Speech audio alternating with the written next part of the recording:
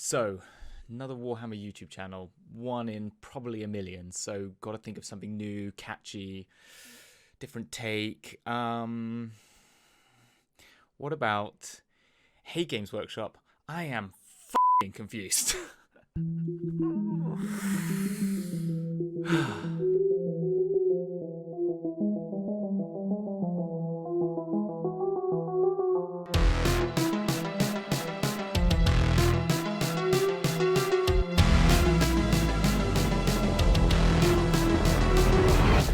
So, what's this all about then? Okay, I've been trying to get back into Games Workshop games for the past 6 months. I may have been away for a bit of time, 20, 25 years, but I thought, I got back into D&D about 5 years ago, and it was pretty easy to transition back. I just bought the player's handbook, and the rules hadn't really changed that much. And I know the lore. I played a lot of 2nd and 3rd edition back in the day. I know the difference between my Nids and my Nurgles. I know the difference between my Night Lords and my Blood Angels. I know who the Lion is, and why it's so important he came back, and how his chapter has probably the worst kept secret in all of 40k. But shh, don't tell anyone. So I went to my local game store, Bristol Warhammer store. It's really great, they're really nice in there, so don't get me wrong, they're amazing. However, I went in there thinking, okay, I need to buy probably 2 basic squads, a heavy, some tanks, maybe some terminators, chuck a few frag grenades around, and I've got myself an army. But I quickly realized that 20 years is actually quite a long time. Why are they so much taller? Boarding actions? How much? What book do I need? Codexes as well as the main game rules, but they're changing those. And how much? And which model? And I need that many models?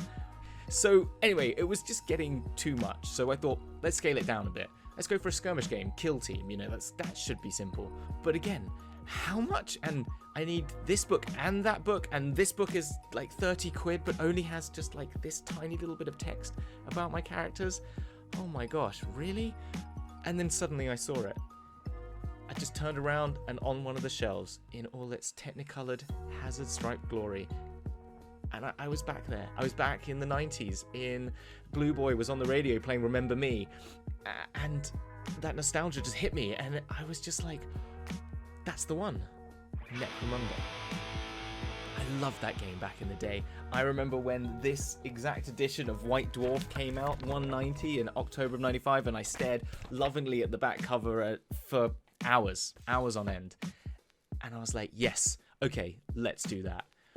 Right, it hasn't been as simple, and it's definitely not as simple, but then again, with the nostalgia factor, I was more like, who cares how much? Who cares what book? I had to buy a rule book, I had to buy a house book, I've also had to get 2 boxes of minis, an upgrade sprue, 2 packs of cards, and a pack of dice.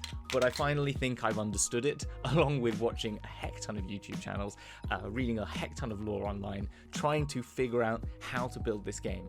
And it's probably cost me nearly like 120 quid or $150 for everyone at home to actually get here with paints as well and everything on top.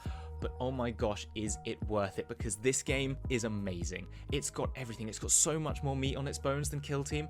It has narrative progression. You have upgrades for your characters. All the lovely things that make Necromunda one of the best skirmish games out there. And so I thought, okay, because it's so confusing, because like creating a gang, figuring out the creds, figuring out how you can upgrade, how to model that one particular set for your 1,000 points or 2,000 points system is really confusing. And so why not collect all the information that I've spent the last 6 months gathering to be able to build one gang and start playing Necromunda into one location here on this channel. So my plan is to do a series of videos looking at not only how to build a gang and how the gameplay works, but also looking at the lore of Necromunda, because it's incredible. It's got such a cool story. The origin story is pretty insane, as with everything in 40k, but also it's so open. It has access to literally everything in the 40k universe. You want to bring your Chaos Cultists, you've got them. You want some Xenos groups, you've got them. You want religious zealots who use rats to deliver bombs to people because they don't like using technology? You got those too. So basically, I love Necromunda, and I want to share what I've learned with you through this series.